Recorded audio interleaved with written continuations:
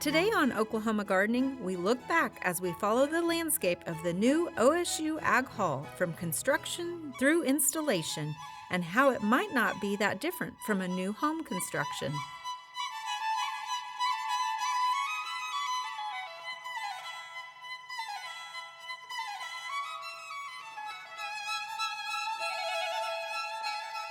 Underwriting assistance for our program is provided by the Oklahoma Department of Agriculture, Food, and Forestry, helping to keep Oklahoma green and growing. Oklahoma Gardening is also a proud partner with Shape Your Future, a program of the Tobacco Settlement Endowment Trust. Shape Your Future provides resources for Oklahomans to make the healthy choice the easy choice.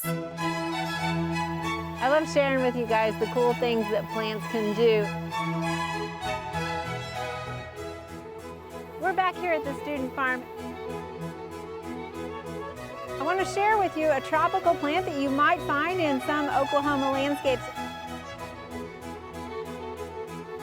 It's important to know which plants we are dealing with so that we can continue to maintain them successfully for years to come.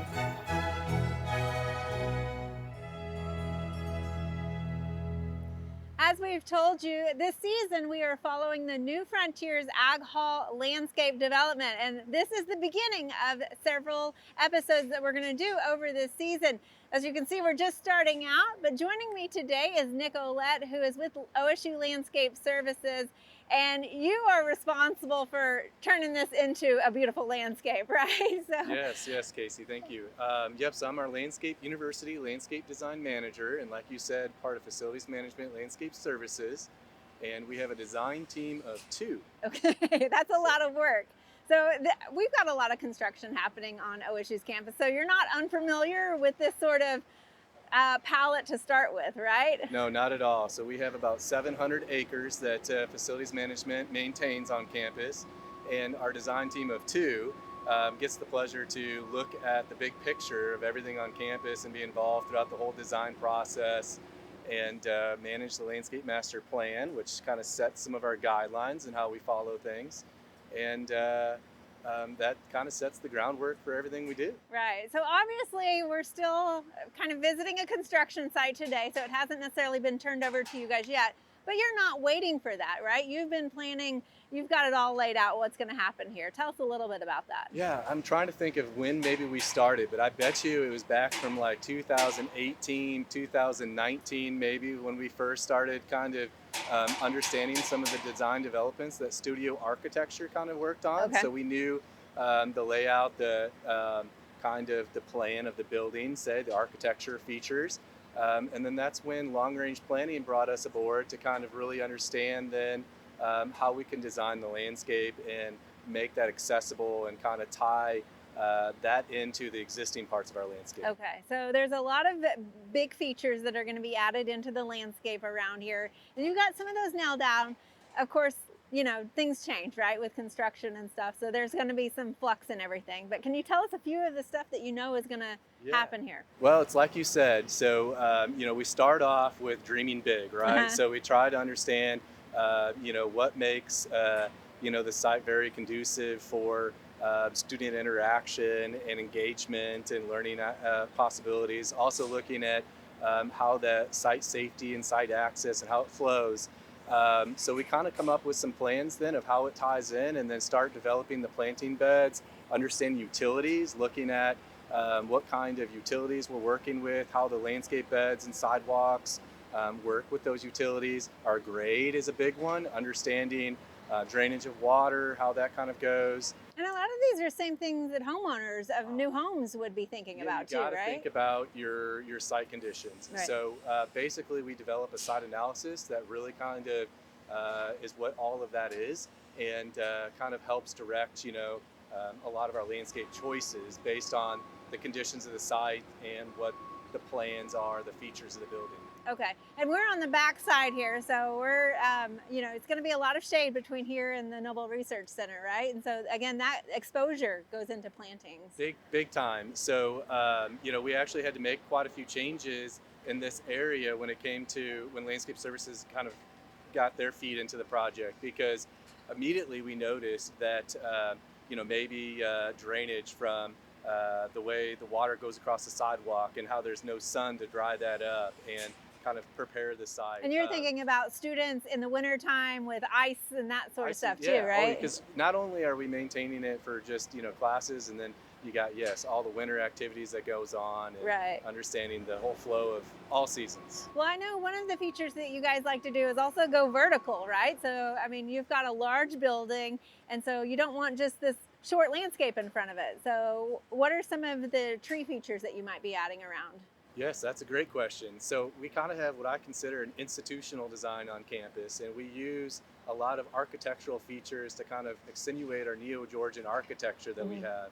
And we have tailored junipers, which is a type of juniper that is only maybe 2 feet wide and maybe gets about 40 to 65 feet tall. So we have a lot of that to kind of balance some of this architecture, and it's got that continuity then, and it ties it into what we already have existing on campus with some of those plant features. Otherwise, we have other types of trees that are maybe like shade trees and other types of upright ones too, but that's probably the biggest one you'll see when you come here. And I know one of the things that I love about our campus is you guys are really good about finding little niches and niches to put in unique garden spaces and have those kind of private study areas and stuff like that. So what might we be expecting as regard to that? That's probably the most fun in this whole type of design part, is looking for those spots to create the learning activities. So we do have a small plaza area. Right now it's developed with our campus standard site furnishings. That includes like bike loops, our standard trash cans, standard lighting, standard tables, standard benches. And we're actually in a pretty close proximity to where there'll be a dairy bar inside this ag hall. Okay. And we have a special little outdoor seating area with some outdoor architectural elements that we're bringing that are reclaimed architectural elements to kind of help tie everything together too. So we're pretty excited about that. And then accentuate the landscape around it using a lot of our natural stone, rock mulches, and different types of plant material to kind of make that space more inviting and create that sense of learning space. So it's hard for me to fathom that just in a few months, this is going to go from this into a beautiful landscape this fall. When you actually get on this site, what's the first step that your crew is going to actually do? Well, we have our, we call them site meetings with the general contractor, and that's Flintco that is managing this project. So we kind of get with them to start putting a schedule together. We start reviewing our drawings, how our drawings tie into theirs.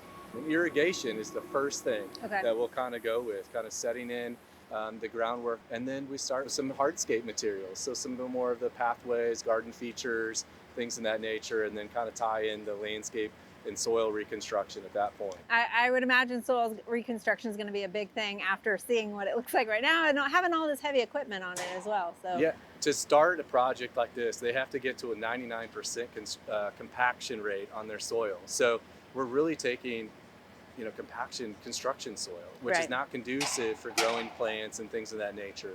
And our budget is not that large either, so we have to work with what we got.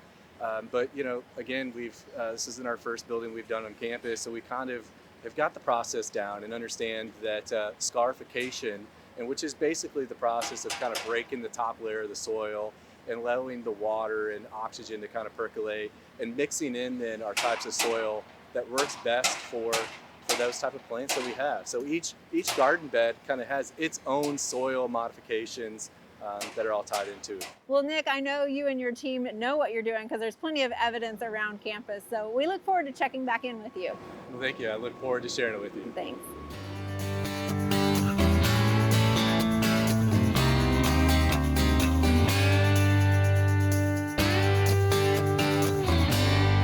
We're back inside the construction zone of the New Frontiers Ag Hall that will soon be open to students come this fall. And we're following up again with Nick Ouellette with Landscape Services. Thank you for joining us out here and letting us in this construction area. But we're at a critical point, right? A lot of the construction's starting to wrap up. Tell us what the next phase is. I really do feel this is probably the most crucial part of, the most important obstacle that most people probably don't even realize how important it really is. I mean, in order to have your soil have the right type of soil for the right type of plant material. So it's the bed pet brand. Getting that is just leads to the success and maintenance of overall of your plant health. So that's where we're here getting started on today. As you can kind of see behind me, we have different types of soil. Again, this is our bed prep. So basically, every spot that you see that is a planting bed around the building has different types of soil and different types of amendments that are specified based on the plant material today. Okay, so we've got kind of some concrete edging. That's going to differentiate the planting bed from, we're standing in what will be a turf grass lawn area? That's exactly right. So this area here, we've got down about 3 or so inches. And we're going to come in after we finish the bed prep of the planting beds, which is going to be up in this little area on the south side. And we'll come in and then finally grade this as well and prepare it for some turf. All right, so let's talk a little bit about what's going into your bed preparation. Obviously, you're wanting to cater it towards the plants you've selected, whether they're the pH or the organic matter, but let's talk about the components you're putting in some of that. That's right. So we have a sandy loam, which is what we have kind of in this pile right over here. Okay. And that was mixed in with some compost that actually comes from our campus. So it's the leaf matter, organic matter that we are trimming, doing the trimmings on, or if we have an ice storm or windstorm, we got to remove some trees, clean up those leaves in some certain areas. All of that comes back to our compost yard. It is then broken down into good compost that we are able then to mix into our planting beds. Okay, and is it a matter of just putting it straight onto the existing soil, or what's the That's a great grading? question. So it depends on the plants about how deep we really want to go, but the deeper we can go, the better. Okay. It's really, whenever we're on a site like this, we have 100% or 99% compacted construction soil. Yeah. And so there's not much aeration, water flow, drainage of any sort occurring on this here. It's basically just running right off. Which means plant roots can't really get into that either. This is anaerobic conditions, Yeah. not suitable for most plants, I would say. And so what we're trying to do is really get in there with these backhoes that you see behind me and scarify that, which is basically the process of breaking, loosening that up, and getting in some good soil that is more beneficial with whatever we're trying to amend for those plants. Okay, are you doing that both before and kind of as you're adding, incorporating it a little bit, or is there a gradient there, a line? We've had the general Interface. contractor that has gone through and prepped the initial grade based off of our civil plans, and we have left certain planting beds to be at a depth of maybe 8 inches, I'd say, on the one behind us here. Okay. And so that's where we're starting our scarification, and the breaking of the soil is at about 8 inches below final grade of where that mulch layer will be. Okay, well, and obviously we haven't talked irrigation. That's got to go in the soil somewhere. So when is that going in? So we have exterior of the building's done. We have a lot of the storm infrastructure or the utility infrastructure in place. Now we have our irrigation. That is in process as we speak. We're just getting ready to start that, boring underneath critical sidewalks, underneath certain areas to get into each planting bed. So every bed, every turf space, every green space has got irrigation. So we have to stub up our main line and laterals, and that's occurring already. Okay, so that's starting to happen as well, which obviously with heavy equipment, you still got to be careful with working around all of that, I would imagine, too. It makes it a little difficult over here. Not only do we have our crews still working here, they've got furniture going in, so there's a lot of stuff interior going in. And then we still have people on the outside still doing the final touches of the windows and the roof, and so it makes it for a very challenging. So we have to really work together. We work with the project manager, knowing which area we're going to start in, telling them the scope of how long it's going to take, and we transition then all the way around the building to kind of make sure we hit every spot that we need to. All right, so you're kind of staging it so you all can get your work done. Well, I know last time we were filming on the east side, and there's still a little activity, but there's also a few new additions back there. Can you tell us a little bit about those? The east side is going to be well used, I think, by the students. We have a big plaza area there, a main pathway that's a corridor that kind of connects the areas through campus. And on that plaza area, we have what is called a living wall. And it's a wall that's about 10 foot tall, 30 feet wide, Wow. and it's going to have about 200 and some individual plants on it that make a special design that we change throughout the season. And I think it'll just add to the atmosphere and kind of create the social ambiance that gets people engaged. Absolutely. So you're going vertical with some of the plants Going as vertical well. with plants, it's You got to have some fun, exciting things out there, and I think this will be an opportunity to get your pictures taken next to it. Absolutely. And just kind of provide that grand entry into the Dairy Bar Plaza. It's another main entry on campus, so I think it's going to look and feel fantastic. That's awesome and exciting. So next step is planting. We'll check back with you on that. Can't wait to see some plants go in the ground, but we got a lot of work here ahead of us. Absolutely. So well, I'll let you get there. back to it. Thank you so much. Thank you.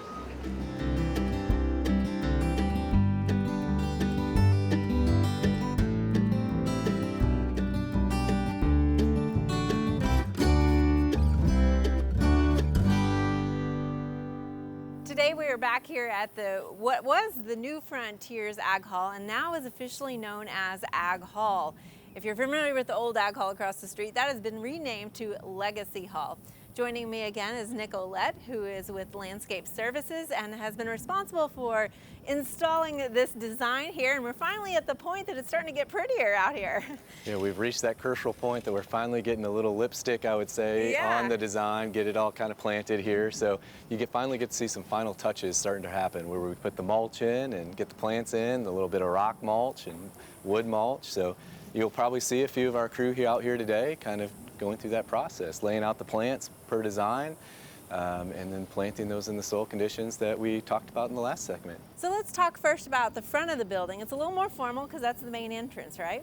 Yes, we have a very cohesive type of landscape that goes down the Monroe Street. So we tried to mimic our landscape design that we have for Ag Hall to kind of balance the rest of the landscape down Monroe Street. And then back here, though, it's kind of a little more detailed, I would say. You got some interesting things back here. That's exactly right. Our front entrance is very formal. It's got spaces for events. We've designed that to hold events, kind of be able to greet students, the front entrance.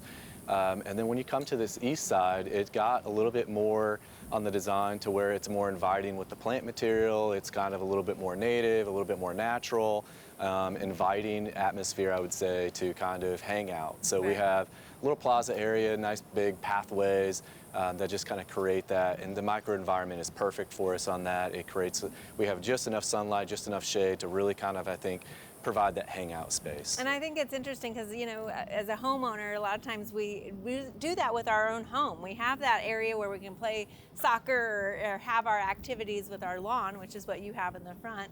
But then you have that unique detail area also. And one of the things that you're doing down below, let's talk a little bit about that green wall. Well, the green wall is making progress. We're definitely kind of putting the final touches around the design of the hardscape that would be there, the plaza spaces. We actually have site furnishings also scheduled to go in this week, so that includes benches and tables, that's campus standards that we have.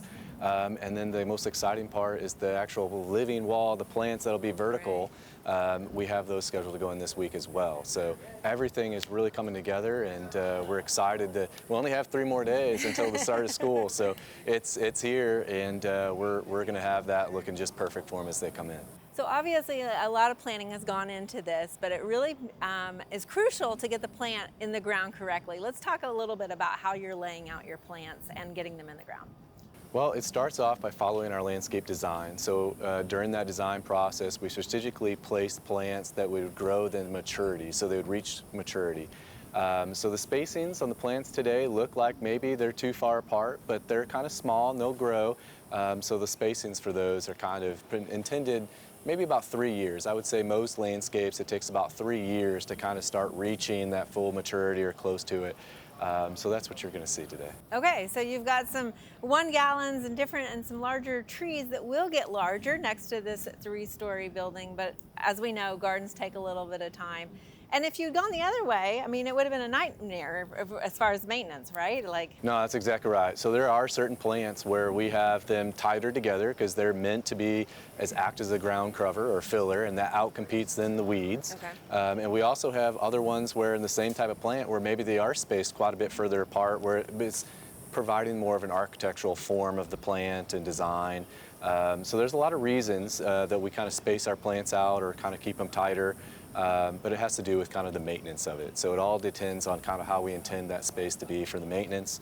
Kind of helps depict how we try to plant our plants. And I think that's good information for homeowners, because a lot of times when they have a new install or something, it might not look like they're finished product, but we all know that gardens take a little while. And of course, budget plays into that too, right?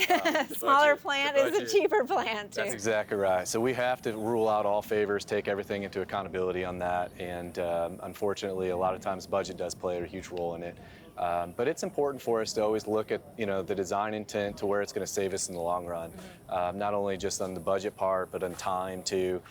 So we have a certain ground covers, as you'll see here too. That's a little bit different approach. We're using a lot of rock mulch, and that's helping us in areas that it's not conducive to get lawnmower equipment or staff in there. Also makes it a little more easier maybe for pedestrians to cross through and a few things like that. So this building's kind of got a little bit more of that. I've seen all design, the cities, Oklahoma, Tulsa, a lot of our larger metropolitan areas kind of using a lot more of the rock mulches too. So you'll notice a little bit of that here today as well. All right. Well, thank you so much for sharing this with us. And I know as people start coming this way, more with students and also football, that they're going to see a fantastic landscape really take form here. Appreciate the opportunity.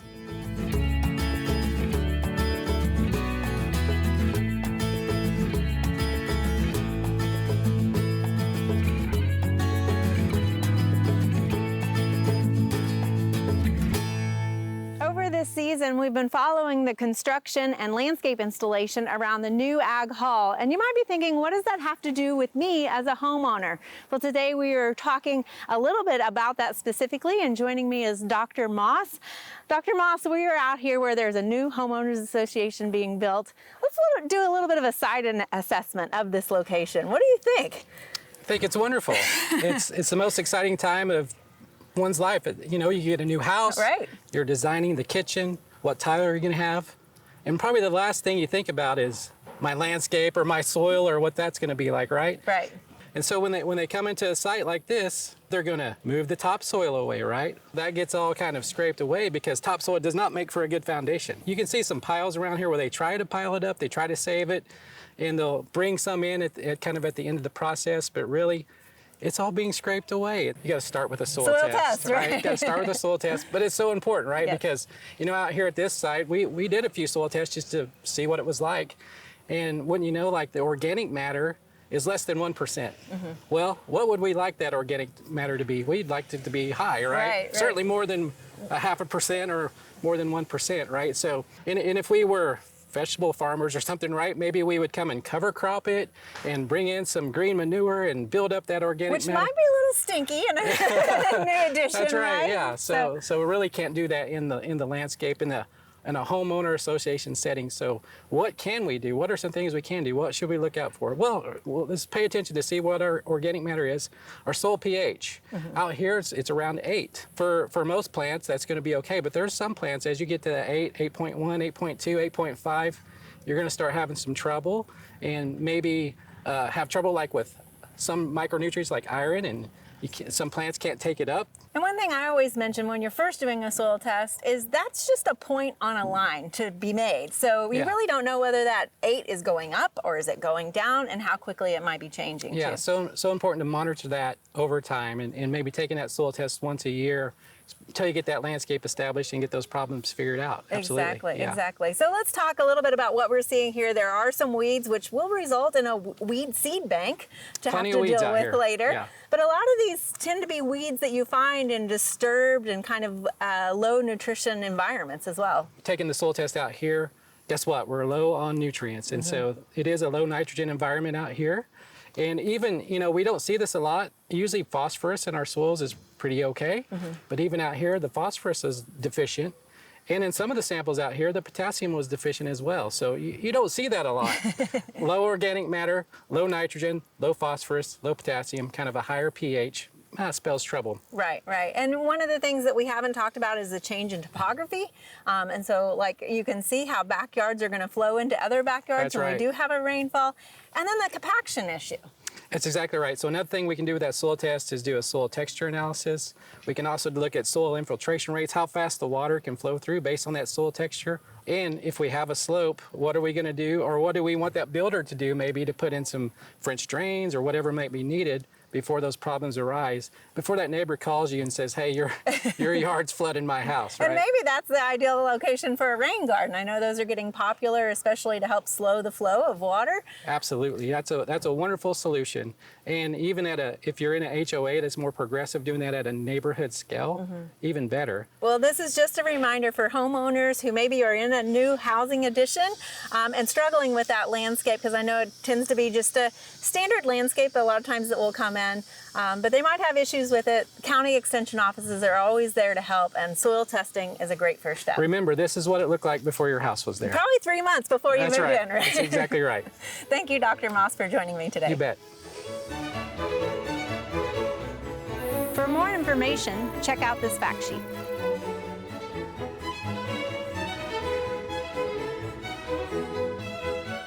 Oklahoma Gardening wants to continue bringing you the best gardening information, and to do that, we want to hear from you, the viewers.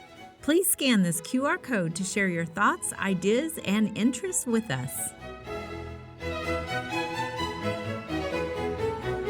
Join us next week on Oklahoma Gardening to experience the wide influence horticulture can have on us.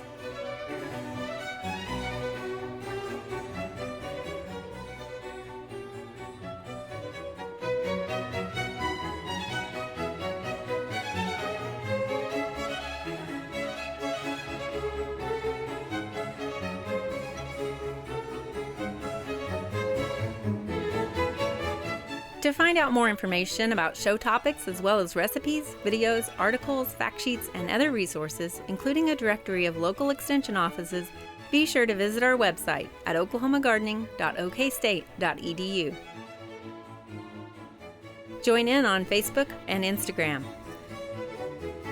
You can find this entire show and other recent shows as well as individual segments on our Oklahoma Gardening YouTube channel. Tune in to our OK Gardening Classics YouTube channel to watch segments from previous hosts.